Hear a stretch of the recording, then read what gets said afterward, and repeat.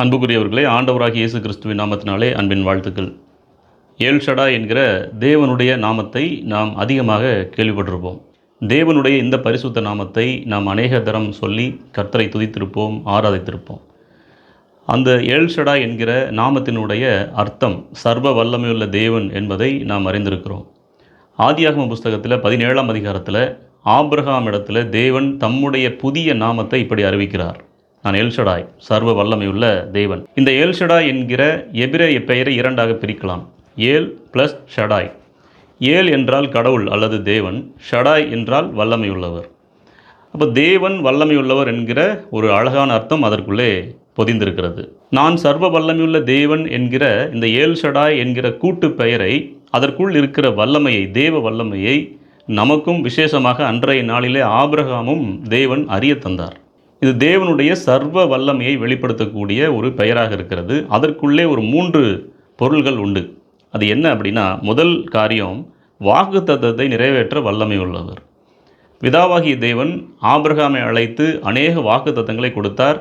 அதை ஆதியாகமம் 12ஆம் அதிகாரத்தில் 7 விதமான ஆசீர்வாதங்களால் நாம் அதை பார்க்கலாம். இந்த குறிப்பிட்ட வாக்குத்தத்தங்கள் எல்லாம் ஆண்டவராகிய இயேசு கிறிஸ்துவில் நிறைவேறியது அப்படிங்கிறத அறிந்திருக்கிறோம். ஆனால் ஈசாக்கு பிறந்தபோது, இந்த ஈசாக்கு ஆண்டவராக இயேசு கிறிஸ்துவுக்கு முன்னடையாளமாக இருக்கிறார். ஈசாக்கு பிறந்தபோது இது ஆபிரகாமிடத்தில் சொல்லப்பட்ட வாக்குத்தத்தங்கள், ஆசீர்வாதங்கள் ஈசாக்கினிடத்தில் விளங்கிற்று. இந்த குறிப்பிட்ட விஷயம் எப்படிப்பட்டதாக இருக்கிறது அப்படின்னா, வாக்குத்தத்தங்களை நிறைவேற்ற தேவன் வல்லமை உள்ளவராக இருக்கிறார் அப்படிங்கிறத இந்த ஏல் ஷடாய் அப்படிங்கிற நாமம் வெளிப்படுத்திய ஒன்றாக இருக்கிறது.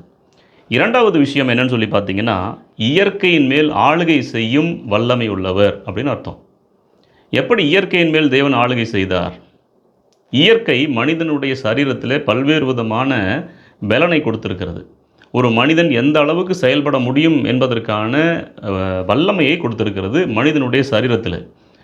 அப்போ மனிதனுடைய சரீரத்தில் வயதாக வயதாக பலவீனங்கள் ஏற்பட்டு கொண்டே இருக்கும். இதற்கு ஆபிரகாமும் விதிவிலக்கல்ல, சாராளும் விதிவிலக்கல்ல.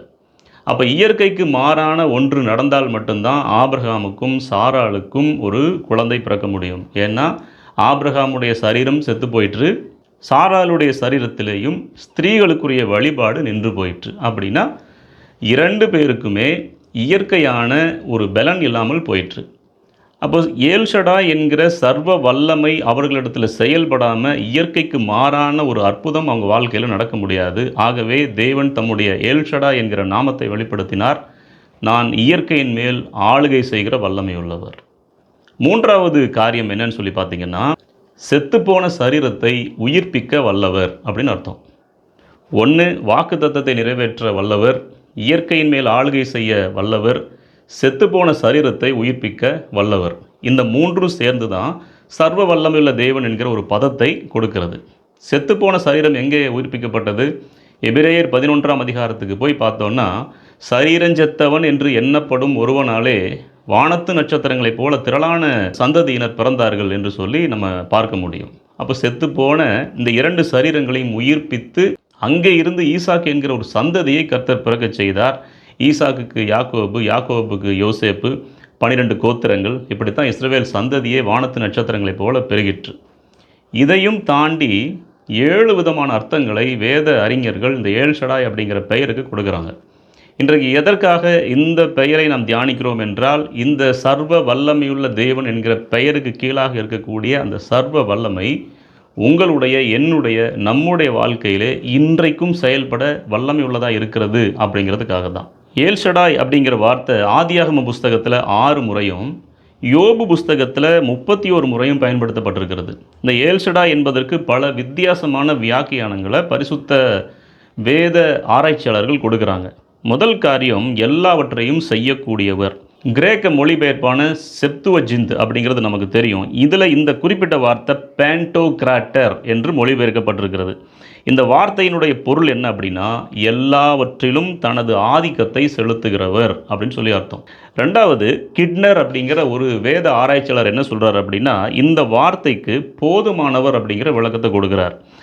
ஏல் தேவன், ஷா ப்ளஸ் டே. இந்த ஏல் ஷடே அப்படிங்கிற எபிரேய வார்த்தையை அந்த 3ஆக பிரித்தா அதற்குள்ளே போதுமானவர் அப்படிங்கிற அர்த்தம் இருக்கிறதாக அவர் வெளிப்படுத்துகிறார். அப்போ ஏல்ஷடாய் சர்வ வல்லமையுள்ள தேவன் நம்முடைய வாழ்க்கையிலே போதுமானவராக இருக்கிறார். மூன்றாவதாக யோபு புஸ்தகத்தில் 42ஆம் அதிகாரம் 2ஆம் வசனத்தில் வாசிக்கும்போது இந்த ஏல்ஷடாய் என்கிற பெயர் எப்படி வெளிப்படுகிறது அப்படின்னா, யாராலும் தடுக்க முடியாதவர் அப்படிங்கிற அர்த்தத்தை கொடுக்குது. நம்முடைய தேவன் சொல்ல ஆகும், கட்டளையிட நிற்கும். அவரை தடுப்பவன் யார்? ஒருவராலும் முடியாது. நான்காவதாக ஏடம் கிளார்க் அப்படிங்கிற ஒரு வேத ஆராய்ச்சியாளர் என்ன சொல்கிறார் அப்படின்னா, இந்த ஷடா என்கிற வார்த்தைக்கு ஊற்றுபவர் அப்படிங்கிற அர்த்தம் இருக்கிறது. இந்த ஊற்றுபவர் என்கிற அர்த்தம் எதை குறிப்பிடுகிறது அப்படின்னா, ஒரு கோப்பையில், காலியான கோப்பையிலே தண்ணீரை ஊற்றும் போது அதில் இருக்கிற குறைவுகள் நீங்கி அப்படியே நிறைவாக வந்து பொங்கி வழியும் பார்த்தீங்களா, அது மாதிரி குறைவுகளை நீக்குகிறவர் அப்படிங்கிற பதம் அந்த ஷடா என்கிற வார்த்தைக்குள்ளே இருக்கிறது என்று சொல்லி இந்த ஆடம் கிளார்க் அப்படிங்கிற வேத ஆராய்ச்சியாளர் குறிப்பிடுறார். ஐந்தாவதாக ஷடா என்கிற ஒரு வார்த்தைக்கு பெரிய மலை என்கிற ஒரு பொருளும் இருக்கிறது. இது சங்கீதம் 125:2 இருக்கிறது. ஸோ அதற்கு என்ன அர்த்தம்? ஐந்தாவது அர்த்தம் உயர்ந்த பர்வதம், உயர்ந்த மலை என்று சொல்லி அர்த்தம். ஆறாவது ஒரு அர்த்தம் இருக்கிறது. மல்கியா 3ஆம் அதிகாரம் 10ஆம் வசனத்தில் வருகிற எல்ஷடா என்கிற வார்த்தை தாராளமாய் கொடுப்பவர் என்கிற ஒரு பொருளை கொண்டிருக்கிறது. அதற்கு அடுத்து டொனால்டு பான் ஹவுஸ் அப்படிங்கிற ஒரு வேத ஆராய்ச்சியாளர் என்ன சொல்கிறார் அப்படின்னா, இந்த ஷட் என்கிற எபிரேய வார்த்தைக்கு மிக முக்கியமான 2 பொருள் இருக்கிறது. முதல் பொருள் என்ன அப்படின்னா, ஒரு வீரமுள்ள ஆண் மகனுடைய மார்பு பகுதி அப்படிங்கிற ஒரு பொருள் இருக்கிறது. இரண்டாவது பொருள் என்ன அப்படின்னா, ஒரு பெற்ற குழந்தைக்கு பால் ஊட்டுகிற தாயினுடைய மார்பு பகுதி அப்படிங்கிற ஒரு 2 பொருள் இருக்கிறது அப்படின்னு சொல்லிட்டு இந்த டொனால்டு பான் ஹவுஸ் அப்படிங்கிற வேதாராய்ச்சியாளர் குறிப்பிடுறாரு.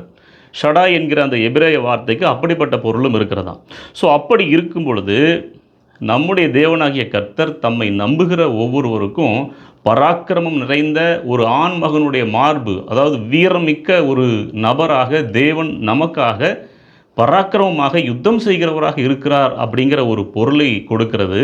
அதே சமயத்தில் பெற்ற குழந்தையை அது பசியோடு இருக்கும் பொழுது வாரி அணைத்து தன்னுடைய மார்பிலிருந்து சுரக்கிற பாலை கொடுத்து அந்த பிள்ளையினுடைய அழுகையை நிறுத்துகிற, பசியை ஆற்றுகிற, பரிவோடு அதனை ஆறுதல் படுத்துகிற, தேறுதல் படுத்துகிற ஒரு தாயினுடைய மார்பை உடைய என்கிற அந்த வார்த்தையும் இருக்கிறபடினாலே நம்முடைய தேவன் ஒரு தந்தையாக நம்மை காப்பாற்றுகிறார், ஒரு தாயாக நம்மை ஆற்றுகிறார் அப்படிங்கிற ஒரு அழகான அர்த்தத்தை கொடுக்கிறார். இப்போ ஏல்ஷடாய் அப்படிங்கிற தேவன் ஆபிரகாமுக்கு வெளிப்படுத்திய அந்த நாமத்திற்கு பின்னால் இப்படிப்பட்ட விஷயங்கள்லாம் இருக்கிறது. நான் முதல்ல சொன்ன அந்த 3 அர்த்தங்களும் பிறகு சொன்ன அந்த 7 அர்த்தங்களும் இருக்கிறது. இந்த 7ஐயும் சேர்த்து நம்ம அந்த ஏல்ஷடாய் அப்படிங்கிற வார்த்தைக்குள்ளே வச்சு தியானிக்கும்போது நம்முடைய தேவனாகிய கர்த்தர் இந்த உலகத்தில் நம்முடைய தாயை விட மேலாக, தகப்பனை விட மேலாக, உடன் பிறந்தவர்களை விட மேலாக, நாம் பெற்று எடுத்தவர்களை விட மேலாக, அப்படின்னா நம்முடைய ஆவி, ஆன்மா, சரீரத்துக்கு ஏற்ற ஒரே ஜீவனாக நம்முடைய தேவனாகிய கர்த்தர் தான் இருக்கிறார். அந்த தம்முடைய அன்பை விளங்க பண்ணுவதற்காகவே தம்முடைய குமாரனாகிய இயேசு கிறிஸ்துவை நமக்காக அனுப்பினார். அவர் வந்து நமக்காக ஜீவன் கொடுத்த போது பிதாவினுடைய அன்பு இன்னதென்று விளங்க பண்ணினார். சாவை வென்று உயிரோடு கூட எழுந்த பொழுது பிதாவினுடைய வல்லமை இப்படிப்பட்டதென்று தம்முடைய வாழ்க்கையில் விளங்க பண்ணினார். அற்புதங்களை செய்து ஆச்சரியங்களை செய்தபோது அவரால் செய்யக்கூடாதது ஒன்றுமில்லை என்று விளங்க பண்ணினார். காற்றையும் கடலையும் அதட்டி அடக்கின போது அந்த இயற்கையின் மேல் ஆளுகை செய்யக்கூடிய சர்வ வல்லவர் அப்படிங்கிறத விளங்க பண்ணினார். அப்போ இந்த ஏல்ஷடாய் அப்படிங்கிற பெயருக்கு பின்னால் இருக்கிற இவ்வளவு அற்புதமான காரியங்கள், ஆச்சரியமான காரியங்களை விளங்கி கொள்ள வேண்டும் என்றால் ஆண்டவராகிய இயேசு கிறிஸ்துவனுடைய செயல்பாடுகள், அவருடைய வார்த்தைகள், உபதேசங்கள் அத்தனையும் தியானித்தோம்னா பிதாவாகிய தேவனுடைய சர்வ வல்லமையை, அன்பு, பரிசுத்தம், நீதி அப்படிங்கிற சர்வ வல்லமையை, இயற்கையின் மேல் ஆளுகை செய்கிற சர்வ வல்லமையை, தாயைப் போல் இருக்கிற சர்வ வல்லமையை, ஒரு தந்தையைப் போல் இருக்கிற சர்வ வல்லமையை, இயற்கையின் மேல் ஆளுகை செய்கிற சர்வ வல்லமையை, செத்துப்போன சரீரங்களை உயிர்ப்பிக்கிற சர்வ வல்லமையை, போதுமானவர் என்கிற சர்வ வல்லமையை நம்மால் விளங்கி கொள்ள முடியும். ஏல்ஷடாய், நீர் சர்வ வல்லவர் என்று சொல்லி அவரை துதிக்க, ஆராதிக்க ஒரு அழகான ஏது நமக்கு உண்டாயிருக்கிறது. இப்படிப்பட்ட தேவன் நமக்கு இருக்கிறார். ஆகவே இன்னும் உறுதியோடு கூட அவருக்குள் நாம் ஓடுவோம். கர்த்தர் நம் ஒவ்வொருவரையும் ஆசீர்வதித்து காப்பாராக. ஆமென்.